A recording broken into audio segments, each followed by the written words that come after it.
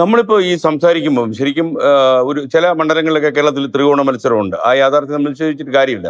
എന്നാൽ പെട്ടെന്നൊരു മാറ്റം ഈ നിലപാടുകൾ വന്നിരിക്കുന്ന ഈ FCRA, ഈ ഫോറിൻ കോൺട്രിബ്യൂഷൻ റെഗുലേഷൻ ആക്ടിന്റെ അമെൻമെന്റ് ബില്ല്, നിങ്ങളൊക്കെ ഒരുപക്ഷെ പാർലമെന്റിൽ വളരെ കടുത്തത്തിൽ സംസാരിക്കേണ്ട ഒരു ബില്ലാണത്. അപ്പോൾ ആ ബില്ല് വരുന്നു എന്ന് പറഞ്ഞപ്പോൾ ന്യൂനപക്ഷ ക്രിസ്ത്യൻ സമുദായത്തിനും അതേപോലുള്ള ന്യൂനപക്ഷത്തിനുമൊക്കെ വലിയൊരു ആശങ്ക വന്നിട്ടുണ്ട്. ഒരുപക്ഷെ ഈ തെരഞ്ഞെടുപ്പിനെ പോലും അത് വേറെ രീതിയിൽ ചിന്തിപ്പിക്കാൻ കാരണമാകുമോ എന്ന് പോലും സംശയിക്കുന്ന രീതിയിലാണ്. എനിക്ക് മനസ്സിലാവാത്തൊരു കാര്യം, ആ ഒന്ന് ആ ബില്ലിന് എന്താണ് ഇത്ര ആവശ്യകത എന്നുള്ളത് മനസ്സിലാവുന്നില്ല. ഒരു അടിയന്തര ഒരു സാഹചര്യം അടിയന്തര സാഹചര്യം എന്താണെന്ന് മനസ്സിലാവും. പിന്നെ ടൈമിങ്, കേരളം, ആസാം, തമിഴ്നാട്, പോണ്ടിച്ചേരി, വെസ്റ്റ് ബംഗാൾ, ഈ 5 സ്റ്റേറ്റുകളിൽ ഇത് ഇലക്ഷൻ പോകുന്ന സന്ദർഭത്തിൽ തന്നെ പാർലമെന്റിന്റെ അവസാനത്തെ 2 ദിവസം അതിനുവേണ്ടി വെച്ചിരിക്കുകയായിരുന്നു. അവസാനത്തെ ലാസ്റ്റ് പിരിയുന്നതിന് മുമ്പുള്ള 2 ദിവസം. ഇങ്ങനെ ഒരു ബില്ല് വരുന്നതായിട്ട് സൂചനയുണ്ട്. ഇല്ല.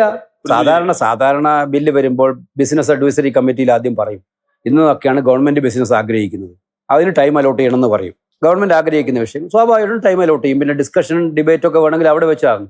പക്ഷെ ഇത് BSc വന്നില്ല. ഇത് പൊടുന്നതിനെ ഒരു ദിവസം മന്ത്രി ഇൻട്രൊഡ്യൂസ് ചെയ്യായിരുന്നു. നമ്മൾ ആരും ഇല്ലായിരുന്നില്ല അന്ന് സഭയിൽ. കാരണം എല്ലാവരും ഇലക്ഷൻ തിരക്കിൽ മാറി നിൽക്കായിരുന്നല്ലോ. പക്ഷേ കോൺഗ്രസ് സപ്പോർട്ട് എതിർത്തു, ഒബ്ജക്റ്റ് ചെയ്തു. ഈ ബില്ല് അവതരിപ്പിക്കുന്ന വേളയിൽ തന്നെ തടസ്സവാദങ്ങൾ ഉന്നയിച്ചു. മനീഷ് തിവാരി പ്രധാനപ്പെട്ട കാരണങ്ങൾ വെച്ചുകൊണ്ട് തടസ്സവാദം ഉന്നയിച്ചു. പിന്നീടാണ് ഇത് കൺസിഡറേഷൻ പാസിങ്ങിന് വേണ്ടിയിട്ട് ഞാൻ പറഞ്ഞ പോലെ പിരിയുന്നതിന് തൊട്ട് തലേദിവസത്തേക്ക് വെച്ചു. അപ്പോഴാണ് ഇതിന്റെ ഉദ്ദേശശുദ്ധി നമുക്ക് മനസ്സിലാവുന്നില്ല. നമ്മുടെ നാട്ടില് FCRA മൂലം ആനുകൂല്യം കിട്ടുന്ന ഒരുപാട് സ്ഥാപനങ്ങളുണ്ട്. അവരെ നടത്തിപ്പുമായി ബന്ധപ്പെട്ടിട്ട് ഒരുപാട് ആവശ്യകതയുള്ള സമയത്താണ് ഫോറിൻ ഇതിനകത്ത് ഈ ബില്ലിന്റെ പ്രൊവിഷൻ വായിച്ചൊക്കെ വിചിത്രമാണ്.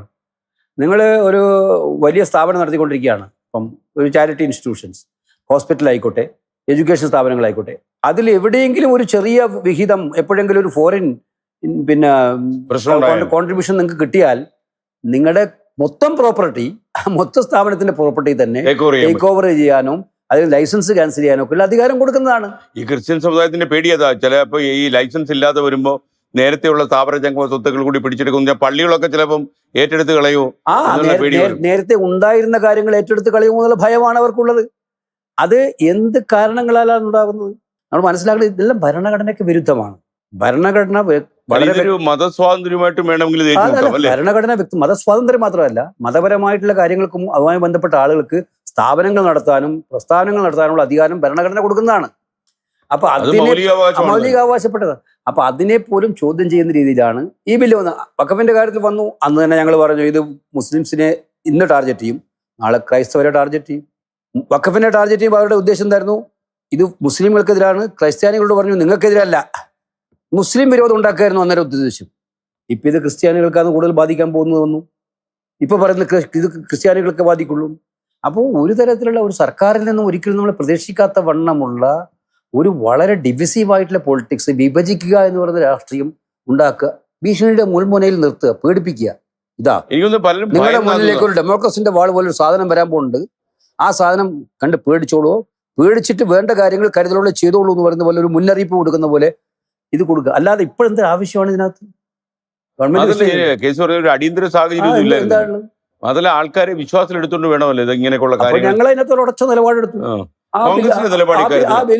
ആ ബില്ല് ഒരു ചർച്ചയുമില്ലാതെ, ഒരു ഇത്തരത്തിലുള്ള കീഴ്വഴക്കങ്ങളും പാലിക്കാതെ, സാധാരണഗതിയിൽ ബില്ല് അവതരിപ്പിക്കുമ്പോൾ വേളയിൽ ചെയ്യേണ്ട നടപടിക്രമങ്ങൾ പോലും പാലിക്കാതെ ഇത്തരമൊരു ബില്ല് കൊണ്ടുവന്നാൽ ആ ബില്ലിനെ എന്ത് വില കൊടുത്തും എതിർത്ത് തോൽപ്പിക്കും. ഏറ്റവും ശക്തമായി ഇതൊരു പിൻവാതിലൂടെയുള്ള ബാക്ക്ഡോർ എൻട്രിയാണ് ഈ ബില്ലിന്റെ.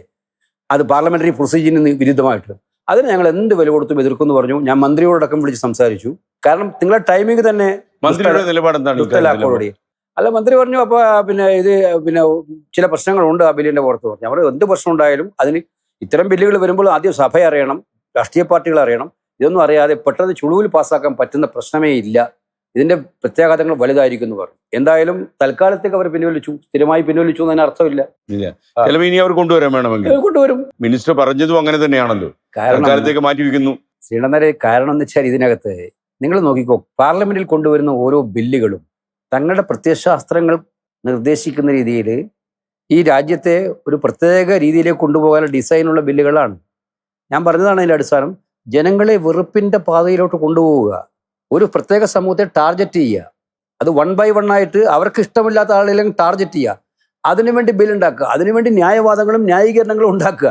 അപകടകരമായ പോക്കിലേക്കാണ് ഇവർ കൊണ്ടുപോകുന്നത് രാജ്യത്തെ.